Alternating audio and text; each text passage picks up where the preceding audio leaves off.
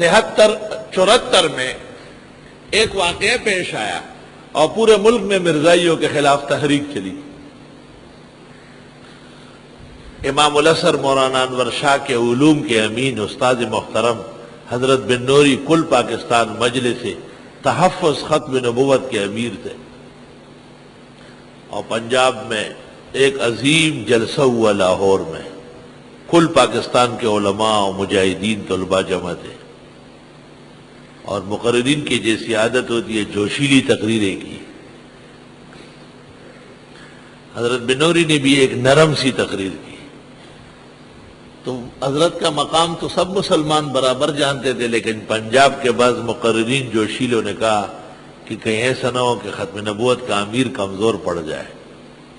حضرت سٹیج پر بیٹھے تھے، ہنس رہے تھے، اور حضرت نے کہا کہ مجھے دوبارہ لاؤڈ سپیکر دے دو، پھر دے دو۔ تو اس وقت جو حضرت نے تقریر کی اس میں آپ نے فرمایا کہ ہم زیادتی نہیں کریں گے، اللہ کی مدد نہیں ہوگی، جہاں تک مضبوطی کا تعلق ہے تو وہ وقت فیصلہ کرے گا۔ اور آپ نے ایک عربی کا شعر بھی پڑھا اور ایک فارسی کا پڑھا، آنا من باشم کے روزے جنگ بینی پشت من، آمنم کاندر میں آنے خاک و خون بینی سرے، کہ ہم وہ نہیں ہیں کہ تیر ہماری پشت پر لگے گا، جب بھی ہماری لاش اٹھانے آؤ گے تو سینہ چلنی ہو چکا ہوگا۔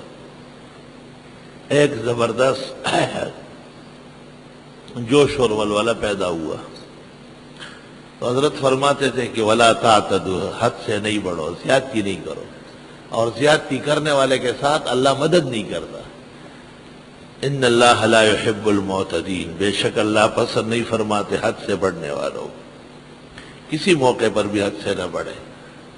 حکومت مجاہدین کو مارنے میں حد سے بڑھ گئی تو جگہ جگہ ذلیل ہو رہی ہے، اور ان کے بعض جنگجو بعض اقدامات غیر شرعی کرتے ہیں تو ان کو بھی دقتیں پیش آ رہی ہیں۔ یہ پوچھتے ہیں آپ سے چاند کے بارے میں، بعض صحابہ نے پوچھا تھا ما بال الہلال یبدو دقیقا مثل الخیط ثم یزید حتی یمتلئ ویستوی ثم لا یزال ینتقص حتی یعود کما بدأ الا یکون علی حالت واحد کالشمس۔ صحابہ نے پوچھا تھا چاند جب طلوع ہوتا ہے چھوٹا سا ہوتا ہے باریک، پھر بڑھتا ہے پھر آخر میں ڈوب جاتا ہے، اور یہ سورج کی طرح ایک حال پر کیوں نہیں رہتا؟ یہ سوال ہوا تھا۔ تفسیر صفوۃ التفاسیر للصابونی، جلد اول صفحہ 125۔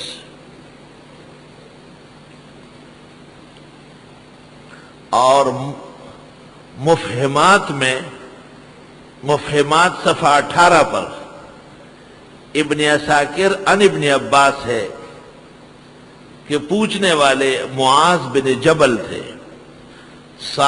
ثعلبہ بن غنمہ تھے،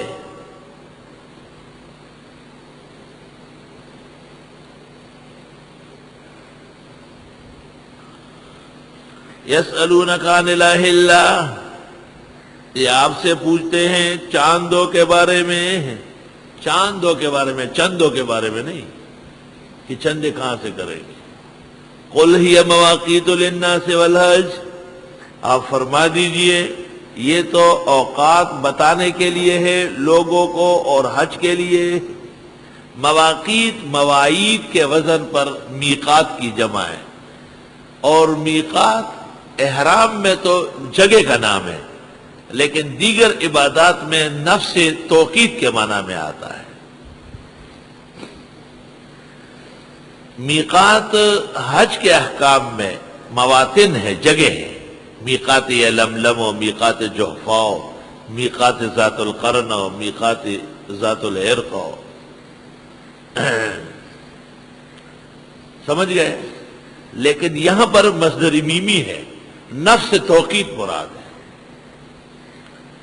آپ فرما دیجئے یہ اوقات جاننے کے لیے ہیں لوگوں کو اور حج کے لیے۔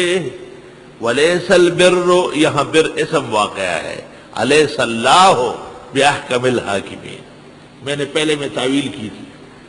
وَلَيْسَ الْبِرُّ، نہیں ہے پوری نیکی، بِأَن تَأْتُوا الْبُيُوتَ مِن ظُهُورِهَا، کہ آؤ گھروں میں پیچھے سے.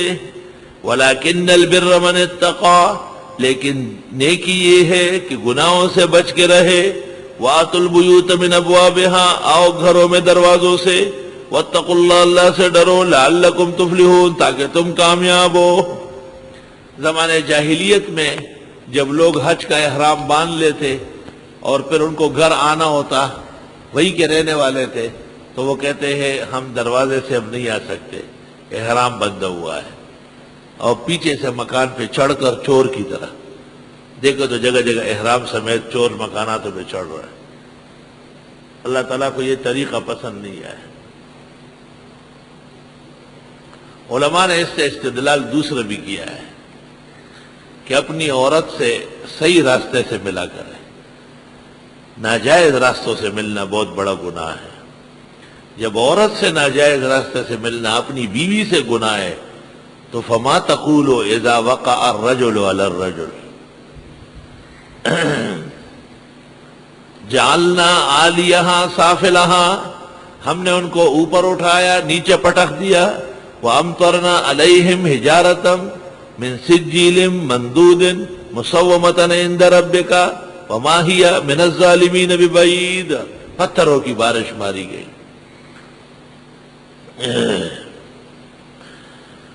اللہ. وقاتلوا فی سبیل اللہ الذین یقاتلونکم، قتال کرو اللہ کے راستے میں ان لوگوں سے جو تم سے لڑتے ہیں. ولا تعتدوا، لیکن حد سے نہ بڑھو. ان اللہ لا يحب المعتدین، بے شک اللہ پسند نہیں فرماتے حد سے بڑھنے والوں کو. وَاقْتُلُوهُمْ، مارو انہیں، حیث ثقفتموہم، جہاں پاؤ ان کو.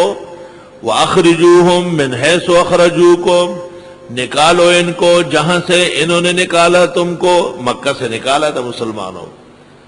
وَالْفِتْنَةُ أَشَدُّ مِنَ الْقَتْلِ، اور یہ مشرکین کا فتنہ زیادہ خطرناک ہے قتل و غارت گری سے.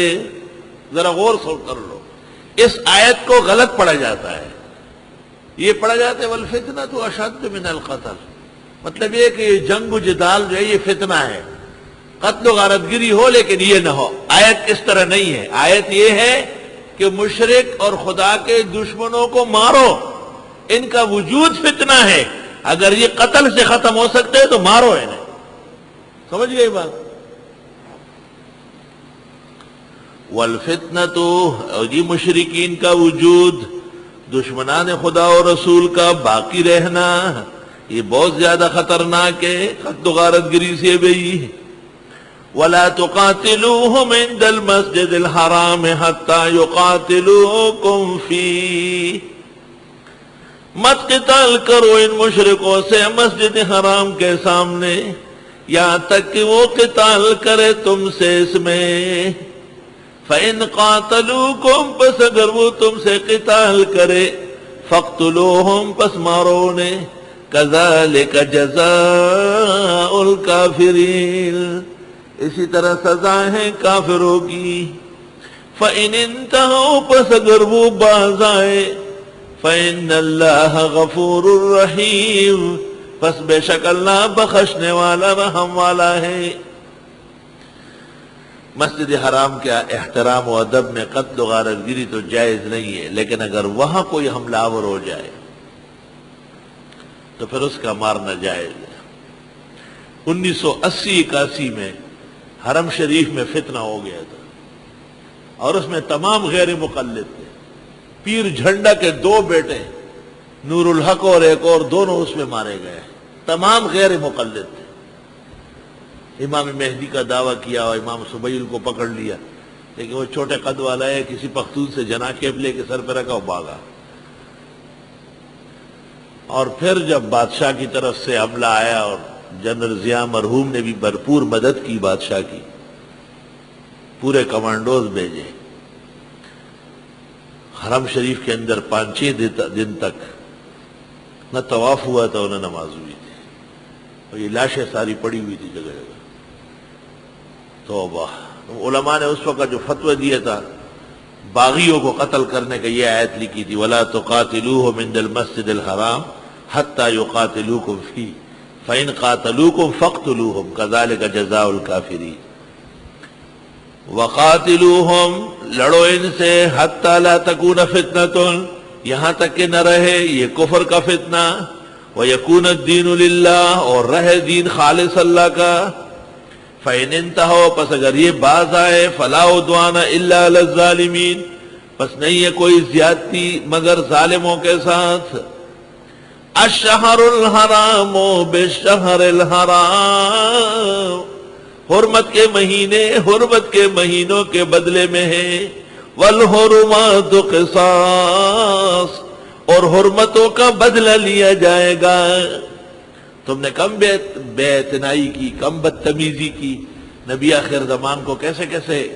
تکلیفیں پہنچائی فمن اعتدى علیکم پس جس کسی نے چڑھائی کی تم پر فاعتدوا علیہ پس تم بھی زیادتی کرو اس پر یعنی بدلہ لو بمثل ما اعتدى علیکم جتنی چڑھائی اس نے کی تھی واتقوا اللہ اللہ سے ڈرو وعلموا جان لو ان اللہ مع المتقین بے شک اللہ تعالیٰ پرہیزگاروں کے ساتھ ہے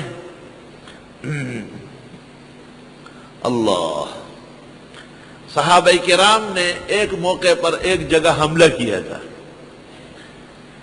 انہوں نے سمجھا کہ شاید یہ جمادی الثانیہ کی آخری تاریخ ہے وہ نکلی رجب کی پہلی تاریخ اس پر بہت شور کیا اس کا جواب دیا اور آگے تفصیل سے دوبارہ جواب آ رہا ہے